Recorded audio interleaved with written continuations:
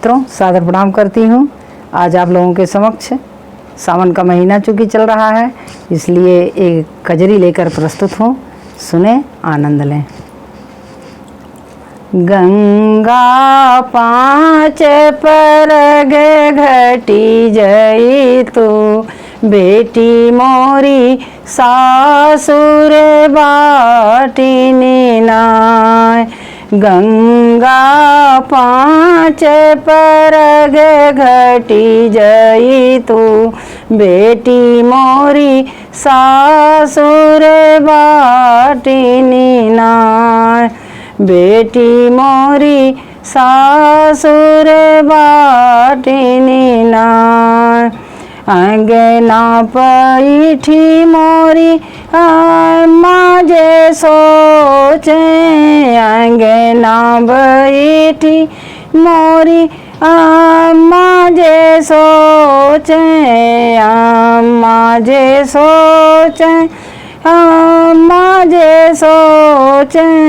के करे खातिर बनाई हम गुड़ियवा, बेटी मोरी सासुर बाटिनी नाय। के करा खातिर बनाई हम गुड़ियवा, बेटी मोरी सासुर बाटिनी नाय। गंगा पाँच परग घटी जई तू, बेटी मोरी सासुर बाटिनी नाय। दुअरे बैठी मोरे पापा जी सोचे, दुअरा बैठी मोरे पापा जी सोचे। के करे खातिर डारी हम झूलनवा, बेटी मोरी सासुर बाटिनी नाय। के करा खातिर डारी हम झूलनवा, बेटी मोरी सासुर बाटिनी नाय। गंगा पाँच परग घटी जई तू, बेटी मोरी सासुर बाटिनी नाय। अंगना बैठी चाची मोरी सोचे, अंगना बैठी चाची मोरी सोचे। के करे खातिर रंगी हम गुड़ियवा, बेटी मोरी सासुर बाटिनी नाय। के करे खातिर रंगी हम गुड़ियवा, बेटी मोरी सासुर बाटिनी नाय। दुअरे पैठी मोरे चाचा जी सोचे, दुअरे बैठी मोरे चाचा जी सोचे। के करे खातिर डारी हम झूलनवा, बेटी मोरी नैहर बाटिनी नाय। के करे खातिर डारी हम झूलनवा, बेटी मोरी नई सासुर बाटिनी नाय।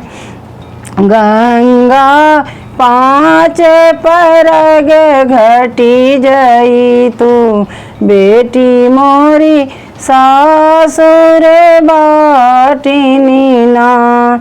बैठी रसोइया मोरी भाभी जी सोचे, बैठी रसोइया मोरी भाभी जी सोचे। के करे खातिर बनाई हम जेवनवा, ननदी मोरी सासुर बाटिनी नाय। के करे खातिर बनाई हम जेवनवा, ननदी मोरी सासुर बाटिनी नाय। गंगा 5 परगे घटी जई तू, बेटी मोरी सासुर बाटिनी नाय। दुअरा बैठी भैया मोरे सोचे, दुअरे बैठी भैया मोरे सोचे। के करे खातिर जइबे हम पोखरा, के करे गुड़िया पीटबे नाय। के करे गुड़िया पीट पोखरवा, बहिना मोरी सासुर बाटिनी नाय। के करे गुड़िया पीटबे पोखरवा, दीदी मोरे सासुर बाटिनी नाय। गंगा 5 परगे घटी जई तू, बेटी मोरी सासुर बाटिनी नाय। जय हो गंगे मैया।